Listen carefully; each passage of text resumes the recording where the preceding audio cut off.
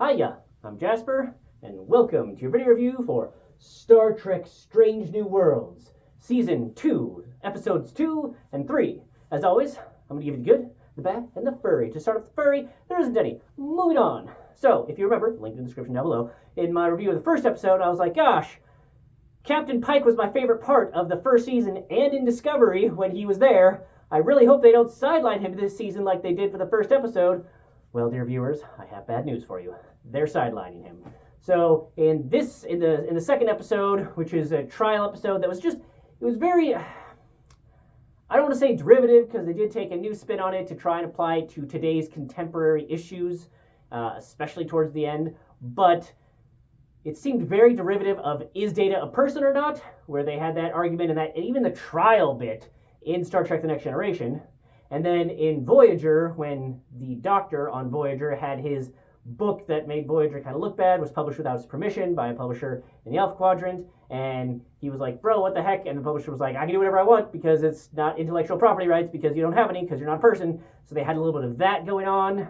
And then also, spoiler alerts for Star Trek Deep Space Nine later seasons. Okay, spoiler alert for that. If you haven't seen that, you should. I'm about to spoil a cool part. Okay? Dr. Julian Bashir, genetically altered by his parents because he was real slow, among other things, and then they made him real fast, among other things. So his parents ended up going to prison for a couple years because they admitted that they were the ones that did it in order to keep him out of prison for, joining Starfleet with that ability.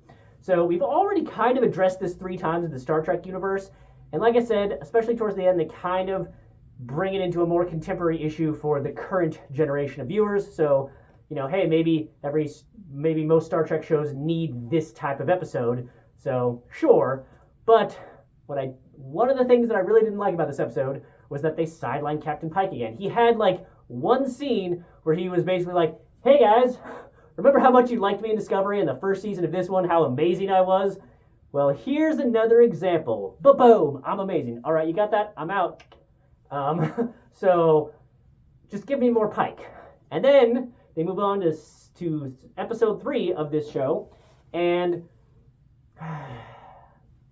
so in Star Trek Voyager, they had a 2-parter where somebody from the 29th century came, they followed him back to 1995, which is 95, 96, 97 is when Voyager was being made anyway, so it's like, oh, we happen to be in the century and the time frame that the show is being filmed in. Weird.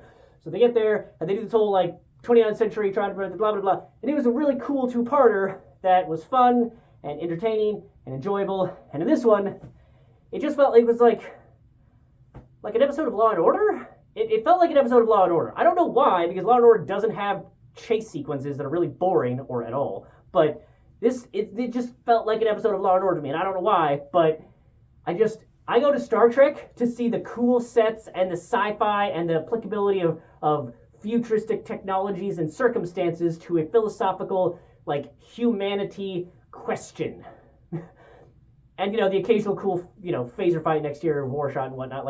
That's the sort of thing. And there's a bunch of other reasons, but that's kind of the thing that I'm talking about right now for why I tune into Star Trek. It's not to see people, drive around very badly in a red Dodge Challenger, Mustang, whatever, sports car to go on a very low speed through downtown Toronto chase scene of a van, and I don't care about the current time frame. And then they just they're like, oh hey, we need money, oh actually we're gonna do this, okay cool, because I know about the security things in there that are gonna set off the things. Sure, we're just gonna buy that. And then he somehow makes hundreds if not thousands of dollars through chess matches in a park in the middle of nowhere so that he can afford that swanky fucking hotel, which apparently doesn't require a credit card or ID, which is just real surprising. And then they gloss over crossing the border oh, hey, we just had to bribe a border guard. Really? Is that how you think that works? Is that how you're in the line to cross the border from Canada to Vermont, and you're just like, here's $20, sir, I don't have ID, but we're cool, right? Yeah, thanks. No one will ever suspect you or us. Bye. They just gloss over that. So that's all stupid. And just the entire thing is just such a waste of time. Like, I don't care about current time frames unless you're going to be doing something worthwhile with it, like, like Deep Space Nine did with the Bell riots, or Voyager did with the cool 29th century thing, but they didn't. So it's just, I just tuned out. And you know why the biggest reason that I tuned out of this episode is? I need more Pike!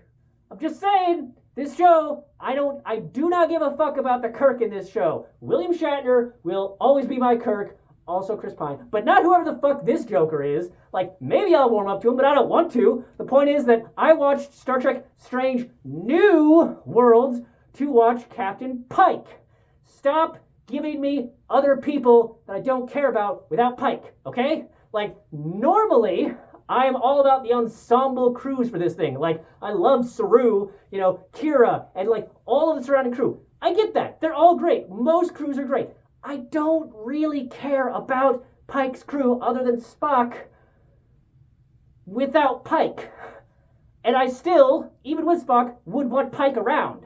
So, just give me more Pike. If you keep on sidelining, like, I don't know, but you already, just stop it. Just stop sidelining Pike, okay? Am I crazy? Do you like Pike? I like Pike. Let's get more Pike, alrighty? That's all I have for this one. Thanks for coming. Thanks for watching. Hope to see you at the next one. Bye.